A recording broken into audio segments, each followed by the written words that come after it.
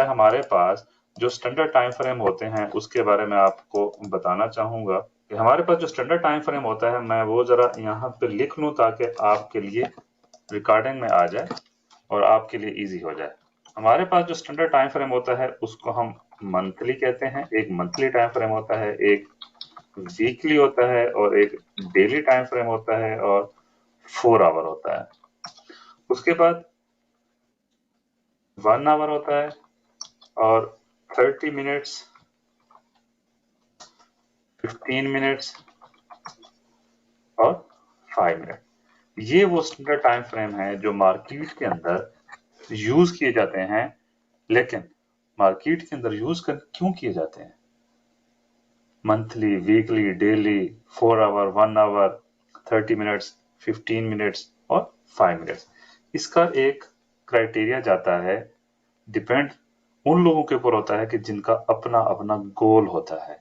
फर्ज करें, अब मैं इसको आपको थोड़ा सा बताना चाहूंगा एक और तरीके से कि अगर मैं ये कहूं कि मैं डेली बेस के ऊपर ट्रेडिंग करना चाहता हूं, डेली बेस के ऊपर ट्रेडिंग करना चाहता हूं, तो उसको हम कहेंगे इंट्रा डे ट्रेडर। अगर मैं स्विंग ट्रेड करना चाहता हूं कुछ दिनों के लिए, 2 दिन के लिए, 3 दिन के लिए, एक वीक के लिए, तो उसको हम कहेंगे स्विंग ट्रेडर। स्विंग ट्रेडर क्या करता है? अपनी ट्रेड को एक दिन प्लान करता है और उसको 2 दिन, 3 दिन, एक वीक, 10 दिन, 15 दिन, इवन के एक मंथ तक, 2 मंथ तक भी होल्ड करता है। उसके बाद हमारे पास आते हैं पोजिशनल ट्रेडर। पोजिशनल ट्रेडर वो होते हैं जो मार्केट में अपने पैसे को 6 मंथ और 1 साल तक और मैक्सिमम 2 साल तक होल्ड करते हैं, जिनके पास बहुत सारा पैसा होता है, जो अपने पैसे को रख के भूल जाते हैं और वो ये समझते हैं कि हमारे पास ये फालतू पैसा है, 1 करोड़, 2 करोड़, 1 अरब, 2 अरब, हम इसके अंदर डाल देते हैं, जब इसमें प्रॉफिट होगा तो हम इसमें से निकल जाएंगे। उसको कहते हैं पोजिशनल ट्रेडर। उसके बाद जो लास्ट टर्म आती है उसको हम कहते हैं इन्वेस्टर। जैसे बड़ी बड़ी कंपनीज हो गई, इंस्टीट्यूशनल्स हो गए, बैंक्स हो गए, वो इन्वेस्टर हैं, वो इन्वेस्ट करते हैं, भूल जाते हैं। तो हर बंदे का अपना अपना एक गोल होता है। तो आपका अपना गोल क्या है? आप किस बेस के ऊपर काम करना चाहते हैं? तो उसके बारे में अभी हम बात करने जा रहे हैं।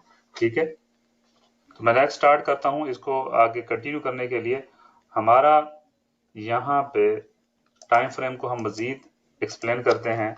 मैंने कहा था कि हमारे पास मंथली, वीकली और डिफरेंट किस्म के टाइम फ्रेम हैं।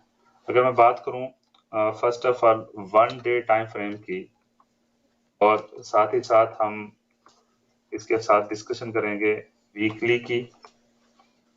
मैं दोबारा आपको जब एक तरतीब से दिखाता हूं ताकि आपको किसी किस्म की कोई कंफ्यूजन ना रहे और आप इसके अंदर आसानी से अपने टाइम फ्रेम को चूज कर सकें।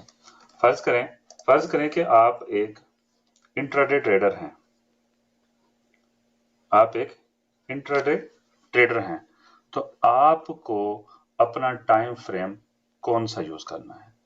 तो टाइम फ्रेम को यूज करने के लिए आपको मैंने ये समझाया कि मार्केट के अंदर आपको मिनिमम 5 मिनट का जो या 15 मिनट का जो टाइम फ्रेम है उसको सेलेक्ट करते हुए आपको काफी सारा डेटा मिलता है।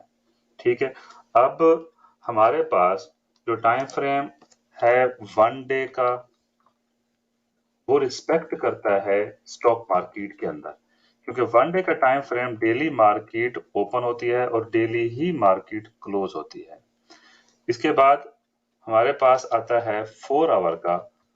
4 आवर का जो टाइम फ्रेम है वो रिस्पेक्ट करता है क्रिप्टो मार्केट के लिए या फिर फॉरेक्स के लिए। क्यों? फॉरेक्स और क्रिप्टो जो है वो 24 आवर ओपन रहते हैं, वो क्लोज नहीं होते। फॉरेक्स जो है वो वीकली क्लोज हो जाता है, लेकिन क्रिप्टो जो है वो वीकली भी क्लोज नहीं होता। उसके बाद स्टॉक मार्केट के अंदर हमारे पास आता है 1 आवर का टाइम फ्रेम। ठीक हो गया। अब यहाँ पे जो मैं आपको बात समझाने जा रहा हूँ वो ये है कि एक दिन के अंदर हमारे पास टोटल 6 आवर का टाइम होता है। तो 6 घंटे के लिए हम एक दिन पकड़ रहे हैं। 6 घंटे के लिए हम, यानी कि एक दिन के लिए 6 आवर्स हम पकड़ रहे हैं। उसके बाद हमारे पास स्टॉक मार्केट में आता है 1 आवर का टाइम फ्रेम। तो 1 आवर का टाइम फ्रेम के अंदर क्या होता है कि हमारे पास 6 घंटे की मार्केट है। तो 6 घंटे की मार्केट के अंदर हम एक दिन का टाइम फ्रेम को चूज करके मार्केट के टाइम के एनालिसिस करेंगे। ठीक है, अब कैसे? यहाँ पे हमारे पास 4 घंटे का टाइम फ्रेम है और जो फॉरेक्स मार्केट है वो ओपन होती है 24 आवर। 4 घंटे का टाइम फ्रेम है, लेकिन मार्केट 24 आवर ओपन रहती है। और मैंने कहा कि 4 घंटे का टाइम फ्रेम है, उसकी बेस के ऊपर हम क्रिप्टो और फॉरेक्स के अंदर टाइम फ्रेम में एनालिसिस करेंगे। तो 4 घंटे को हम 24 आवर के लिए लेंगे। तो इसी तरीके से हमारे पास एक दिन में 6 घंटे होते हैं, तो 6 घंटे के लिए हम 1 घंटे का टाइम को चूज करेंगे। हमारा पर्पस यह है कि आपके कंसेप्ट को क्लियर करना है। आपके कंसेप्ट को हमने क्लियर करना है। ठीक है, ये नहीं है कि रट्टा नहीं लगाना।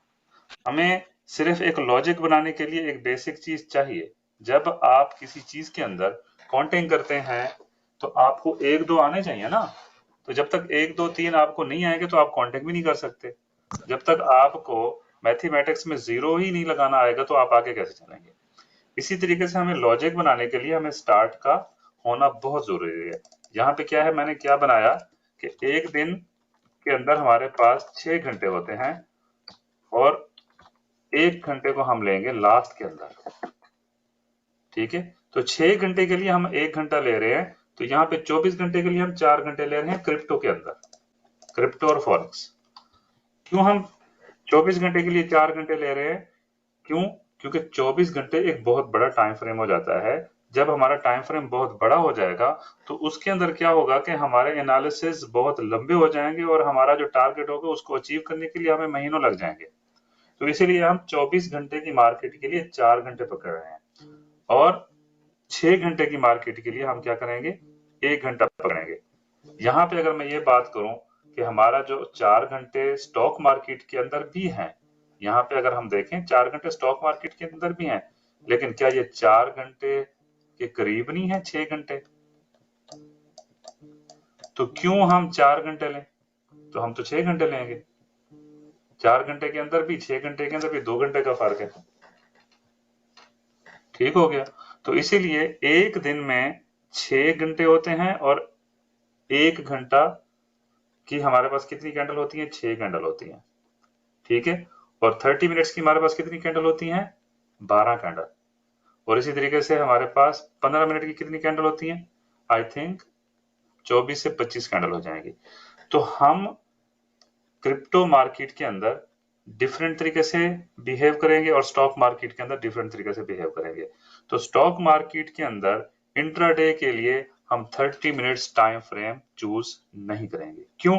क्योंकि 30 मिनट टाइम फ्रेम की हमारे पास ओनली 13 कैंडल हैं या 12 कैंडल हैं और 12 कैंडल हमें इनफ डेटा नहीं देती। तो इसलिए हम कहते हैं कि why 30 minutes time frame is not important for the intraday trading.